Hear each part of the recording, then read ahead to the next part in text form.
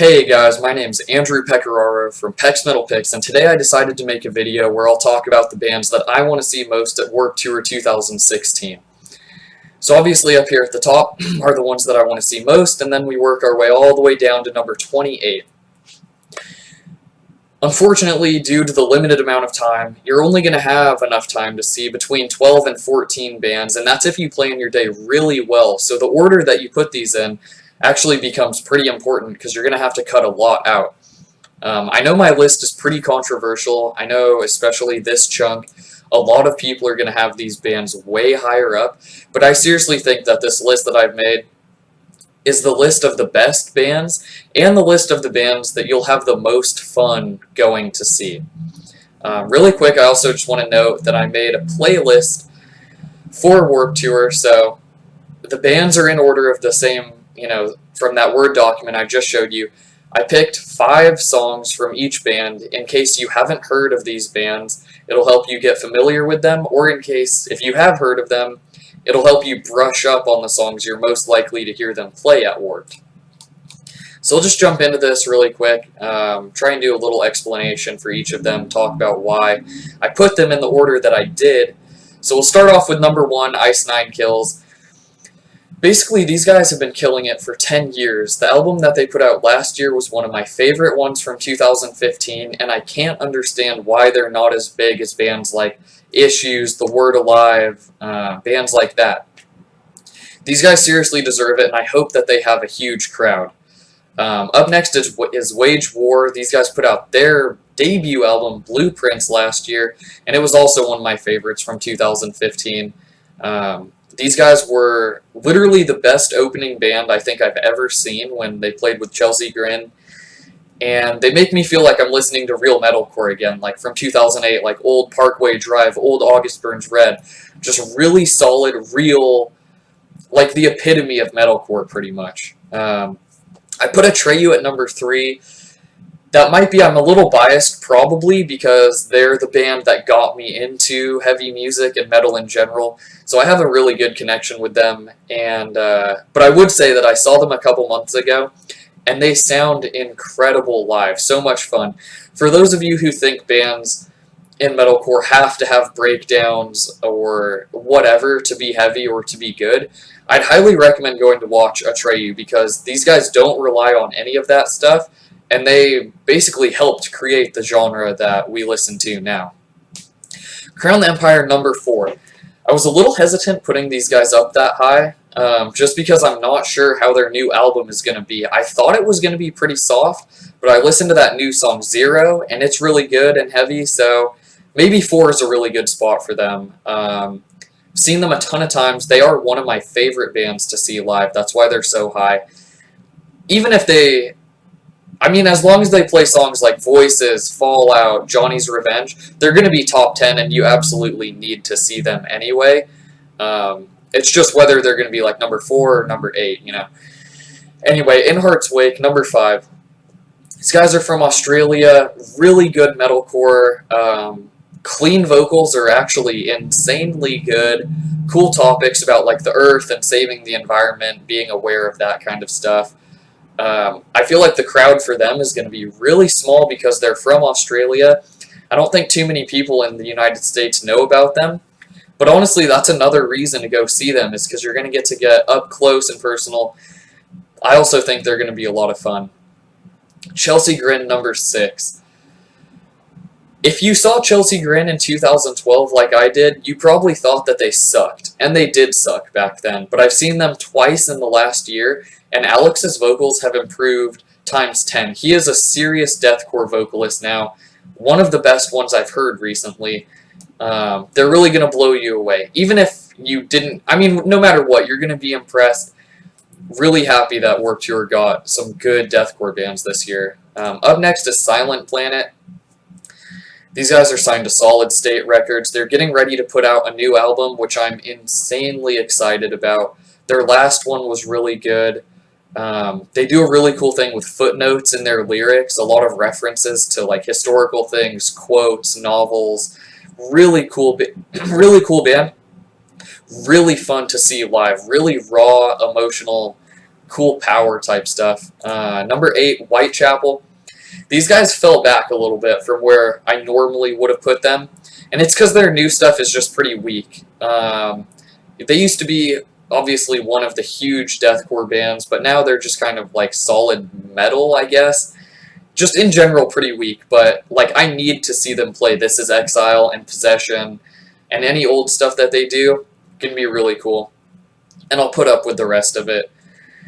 Ocean's 8 Alaska, these guys have a really cool sort of dichotomy thing. For a metalcore band, the screams are really heavy, and the cleans are like really soaring and like high-pitched sometimes.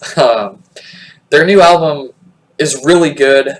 I think they're going to be heavier than what most people used to metalcore normally listen to, but they're going to be, I mean, obviously I put them above these bands. I think they're just going to be a better band to go see and just more fun.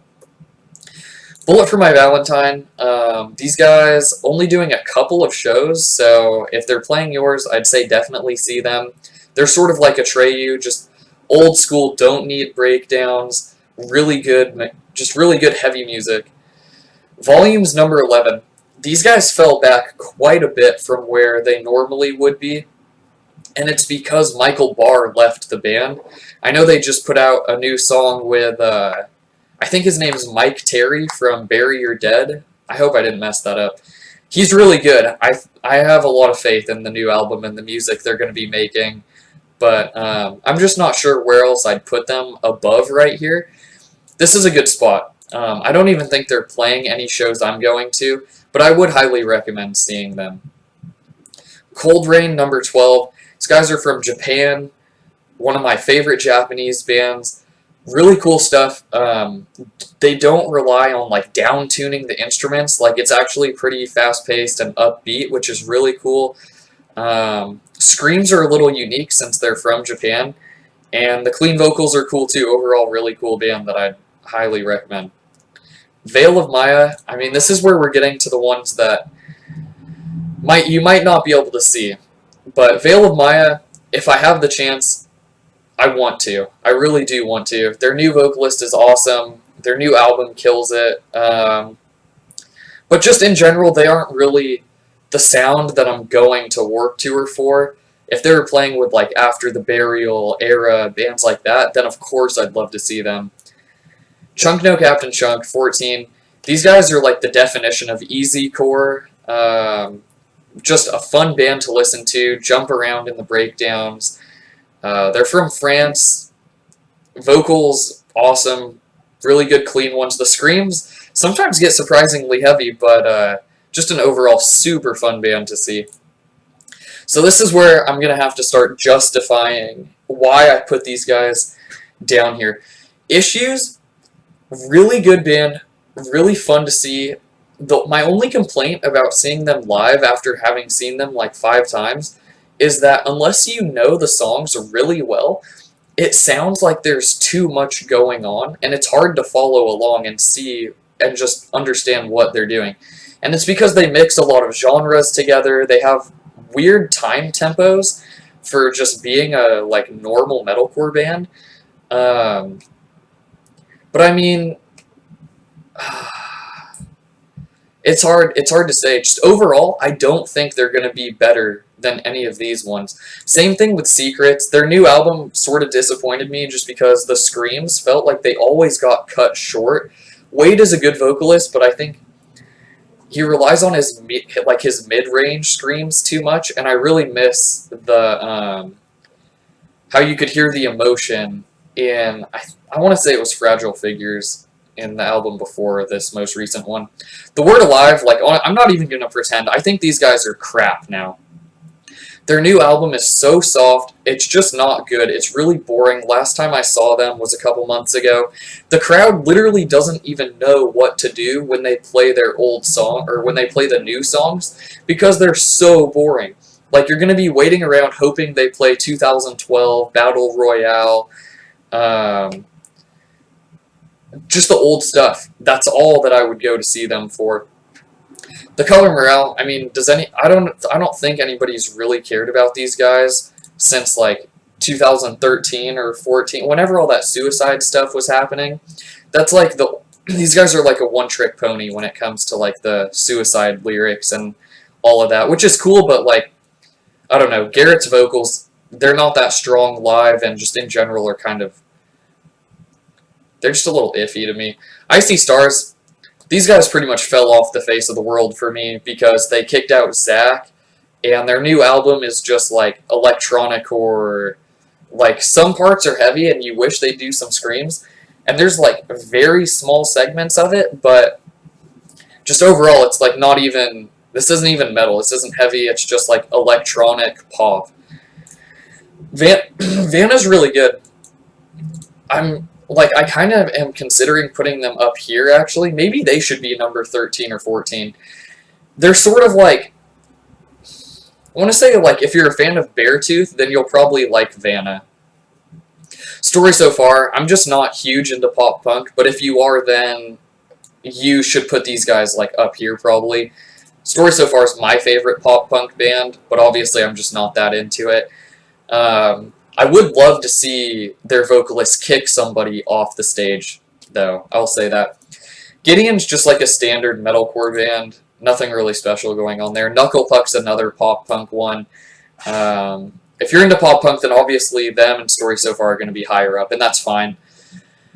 Every Time I Die, sort of like Vanna. Fast-paced, kind of like more yelling type stuff, but just not the sound that I'm really going to Warped Tour for. Down to Cane Hill. I put these guys on there just because I want them to get some recognition, but I really don't care about seeing them. They're kind of all over the place. They're not really heavy enough. I don't really feel like they have a sound that I care about hearing, which, I don't know. I'm sure they have fans and they're not going to agree with that, but whatever. Emma Rosa, just wanted to put on here just for old time's sake, but I never really cared about them enough to see them. Sleeping with Sirens, I put on this list just to emphasize how little I want to see Motionless in White. Okay, Sleeping with Sirens, whatever. Like, if you like them, they're going to be higher up, and I can't really say anything about that. But Motionless in White, please do not waste your time seeing this band.